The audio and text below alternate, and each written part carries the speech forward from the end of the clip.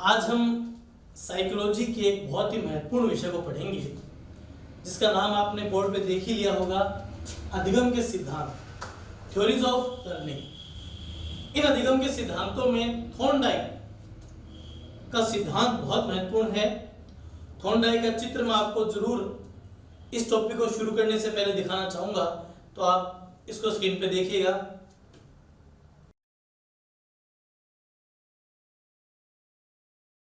सिद्धांत को पढ़ने से पहले हमें उस थिंकर के बारे में जानना भी जरूरी है, क्योंकि एक थिंकर, मनोविज्ञानी या समाजशास्त्री जिस प्रकार के माहौल में पला बड़ा होता है, जिस माहौल में वो रहा होता है, उसका प्रभाव उसके विचारों पर पड़ता है और उसके विचारों द्वारा इस सिद्धांत को दिया जाता है। तो इस सिद्धांत को पढ़ने से पहले हमें थॉर्नडाइक के बारे में जानना पड़ेगा। जैसा कि आप बोर्ड पर देख रहे हैं, थॉर्नडाइक जो थे वो अमेरिका के थे। कोलंबिया विश्वविद्यालय जैसी संस्था से उनका संबंध रहा था, तो वे उच्च विचारों के धनी थे। थॉर्नडाइक पशु व्यवहार के अच्छे जानकार थे और उन दिनों में मनोविज्ञान के प्रयोग जो थे वो पशुओं पर ही किए जाते थे। इस मामले में उनका एक्सपर्टाइजेशन था।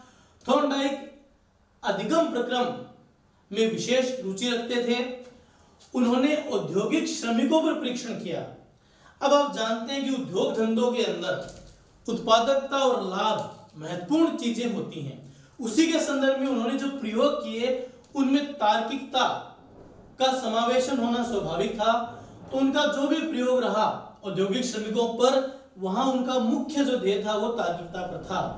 तो उन्होंने उन प्रयोगों को जिस प्रकार मनोविज्ञान में शामिल किया, उन्हें अमेरिकन मनोविज्ञान संघ का अध्यक्ष बनाया गया और आधुनिक शैक्षणिक मनोविज्ञान का भी उनको एक बड़ा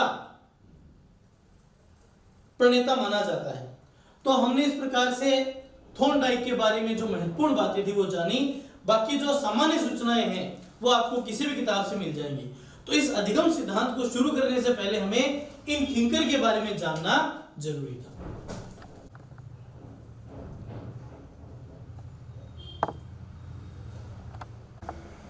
चलिए हम थॉर्नडाइक के सिद्धांत के ऊपर चर्चा करते हैं। इनके सिद्धांत का नाम था trial and error theory, Hindi में प्रयत्न और भूल का सिद्धांत। चूंकि ये व्यवहारवाद है तो इसमें प्राणी के व्यवहार को महत्व दिया गया है। आप इस फ्लो चार्ट में देख रहे हैं, थॉर्नडाइक महोदय ने क्या कहा कि उद्दीपक और अनुक्रिया के बीच में जो अनुबंध स्थापित होता है वही भविष्य में अधिगम कहलाता है। ये व्यवहार का अध्ययन है और इसी आधार पर उन्होंने 3 नियम दिए। तो थॉर्नडाइक महोदय का मानना था कि उद्दीपक और अनुक्रिया के बीच में जो बॉन्डिंग होती है, जो अनुबंध बनता है, वही भविष्य में अधिगम के रूप में रूपांतरित होता है, उसे ही अधिगम कहा जाता है। इस बात को सिद्ध करने के लिए उन्होंने 3 बड़े नियम दिए, उनके बारे में हम चर्चा करेंगे।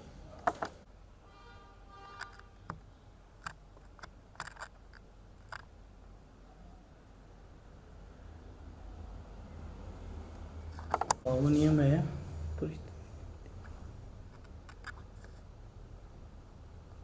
की सामान्य परिस्थितियों में 3 महत्वपूर्ण बातें होती हैं, व्हाई, हाउ एंड व्हाट।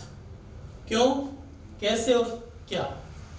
उसी को लेकर थॉर्नडाइक महोदय ने अपने सिद्धांत को भी समावेशित किया है। इन्होंने जो 3 महत्वपूर्ण नियम दिए थे, जिन्हें मुख्य नियम कहा जाता है, उनमें पहला है प्रभाव का नियम।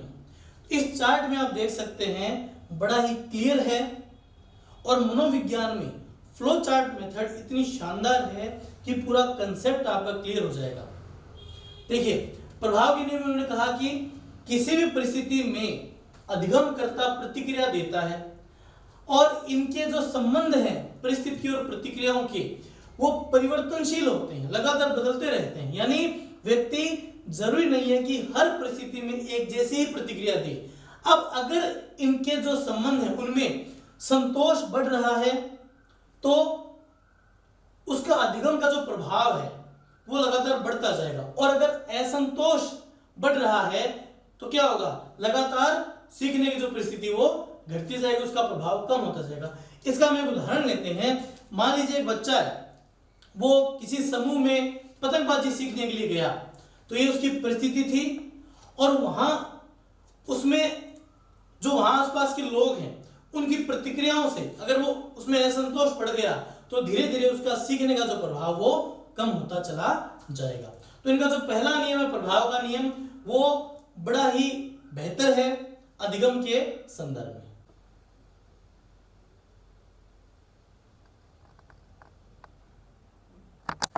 उनका जो दूसरा मुख्य नियम था वह था तत्परता का नियम। और दोस्तों एक बात का ध्यान रखना, उन्होंने इस नियम को नर्वस सिस्टम यानी तंत्रिका तंत्र से जोड़ा है। तो यहाँ जो अधिगम की प्रक्रिया है वो नर्वस सिस्टम से अटैच हो जाती है। इस फ्लो चार्ट में आप देखेंगे तत्परता के नियम में उन्होंने बताया उद्दीपक और प्रतिक्रिया के बीच में अगर सुखद संयोग है तो वह नर्वस सिस्टम से जुड़ जाता है। जैसा हम आगे इस प्रयोग में देखेंगे, बिल्ली का प्रयोग आप सब जानते हैं। तो बिल्ली को जैसे ही भोजन मिला उसके नर्वस सिस्टम ने एक अच्छी प्रतिक्रिया दी और बिल्ली के जो प्रयासों की दर थी अधिगम के संदर्भ में वो लगातार बढ़ती गई। इसको एक अन्य उदाहरण से अपन देखते हैं।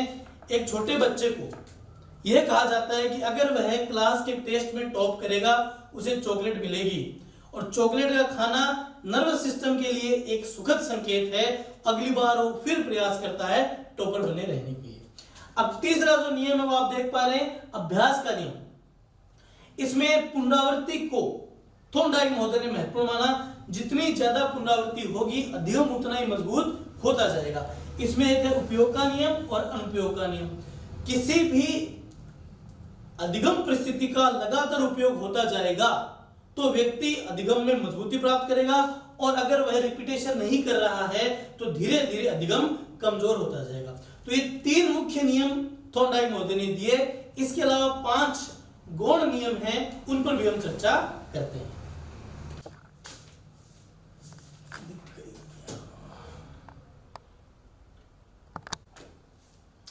थॉर्नडाइक महोदय ने जो 5 लघु नियम दिए उनमें पहला है बहुप्रतिक्रिया नियम। इसमें उन्होंने कहा कि कोई भी व्यक्ति किसी भी परिस्थिति में जब अधिगम की प्रक्रिया में दाखिल होता है तो वो बहुत सारी प्रतिक्रिया करता है। दूसरा इसमें दिया मनोवृत्ति का नियम। अब व्यक्ति अधिगम परिस्थितियों में किस मनोवृत्ति से आया है यह उसकी मानसिकता को शो करता है। अगर मजबूत मानसिकता है तो अधिगम भी आसान हो जाएगा। तीसरा उन्होंने दिया आंशिक क्रिया। उन्होंने कहा कि किसी भी काम को अगर कई खंडों में विभक्त कर लिया जाता है तो अधिगम सरल हो जाएगा। फिर उन्होंने दिया आत्मीकरण। आत्मीकरण अधिगम के साथ में जुड़ता है। व्यक्ति अगर अधिगम अच्छी तरह कर पा रहा है तो उसको आत्मसात हर परिस्थिति में कर लेगा। और अंतिम था संबंधित परिवर्तन। अगर परिस्थितियां बदल जाती हैं तो व्यक्ति भी परिवर्तन कर लेता है। जैसे एक साइकिल सीख चुका व्यक्ति बाइक और स्कूटर भी थोड़े समय बाद आसानी से चला सकता है। तो 3 मुख्य नियमों के साथ ये 5 गौण नियम अधिगम के लिए उन्होंने महत्वपूर्ण माने। अब हम आगे बात करेंगे उनके प्रयोग पर।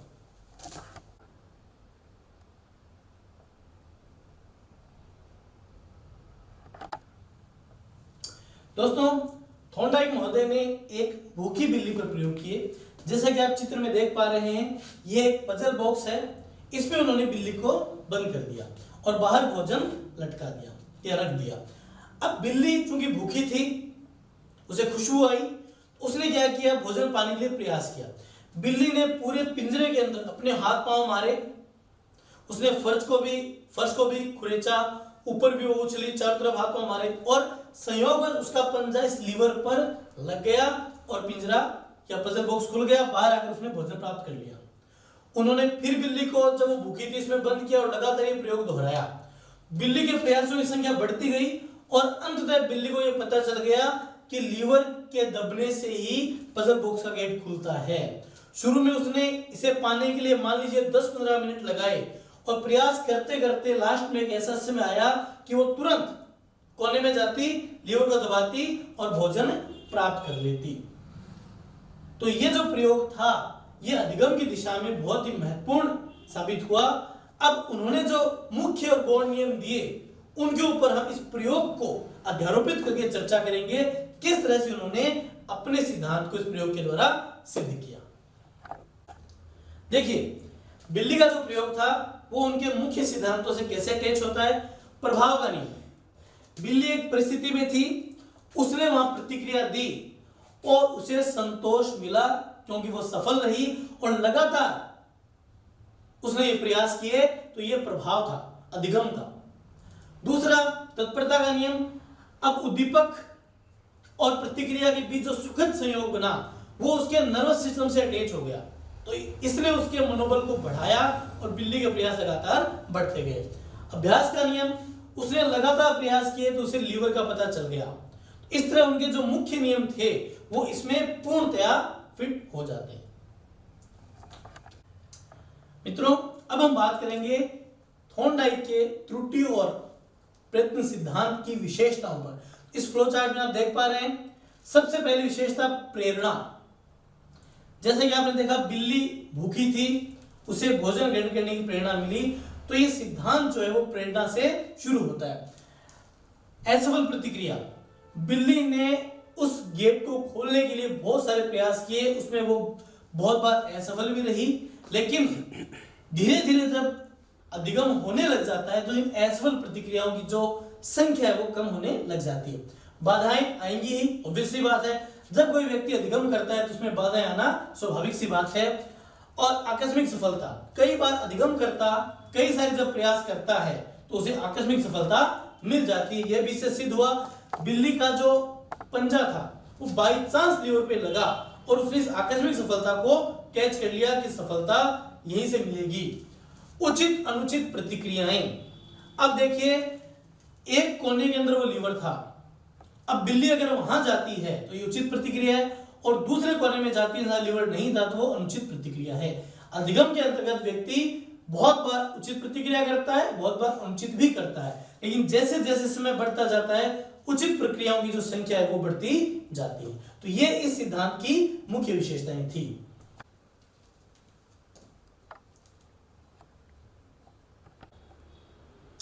मित्रों, इस सिद्धांत का अंतिम चरण है इसका उपयोग क्या है। इसको आप ध्यान से समझना, एग्जामिनेशन में अक्सर इस पर क्वेश्चंस आते हैं। देखिए, सबसे पहले ये मंदबुद्धि बालकों के लिए बहुत ज्यादा उपयोगी है। क्यों है? क्योंकि मंदबुद्धि बालकों का IQ कम होता है, उन्हें कोई भी जो चीज है, कोई भी अधिगम है, वो बार बार दोहराव के द्वारा सिखाया जाता है। दूसरा, अभिप्रेरणा। यह सिद्धांत चूंकि इसमें फल मिलता है अधिगमकर्ता को, तो यह अभिप्रेरणा से जुड़ा हुआ है, मोटिवेशन मिलता है। अभ्यास, आपने देखा बिल्ली ने बार बार प्रयास किया, उसी प्रकार कोई भी व्यक्ति अगर बार बार अभ्यास करता है तो किसी भी चीज में पारंगत आसानी से हो सकता है। क्रमिकता, अधिगम क्रमिकता का ही नाम है, क्रमिकता से अधिगम प्राप्त हो सकता है। बिल्ली ने भी इस प्रयोग में यही किया, उसने लगातार क्रमिकता बनाए रखी और एक समय ऐसा आया जब उसने सीधा लीवर को टच करना सीख लिया। कौशल, कुछ चीजें स्किल डेवलपमेंट से जुड़ी होती हैं, जैसे हस्तशिल्प है या अन्य कोई भी कारीगरी वाला काम है, तो उसको बार बार रिपीटेशन आवश्यक है। ये सिद्धांत हमें इसकी ओर बिल्कुल ले जाता है। और अंतिम है स्व अधिगम। आजकल शिक्षा मनोविज्ञान में भी सेल्फ लर्निंग का कंसेप्ट है, तो ये सिद्धांत भी इसी प्रकार का है। इसमें जैसे आपने देखा बिल्ली को किसी ने उस लीवर का रास्ता नहीं बताया, उसने खुद करके देखा। तो जिन विषयों में व्यक्ति खुद करके सीख सकता है उनमें सिद्धांत पूर्णतया फिट होता है। तो इस प्रकार आपने देखा थॉर्नडाइक महोदय का जो सिद्धांत है वो बहुत ही महत्वपूर्ण है और मनोविज्ञान में इसके कई आयाम हैं। दूसरा, ये जो फ्लो चार्ट बनाने की जो तकनीक है, फ्लो चार्ट से पढ़ाने की जो तकनीक है, ये मनोविज्ञान में बहुत ही शानदार है। आप छोटे छोटे फ्लो चार्ट्स के थ्रू कंसेप्ट को एकदम क्लियर कर सकते हैं और मनोविज्ञान में अंक भी बहुत अच्छे आते हैं। All the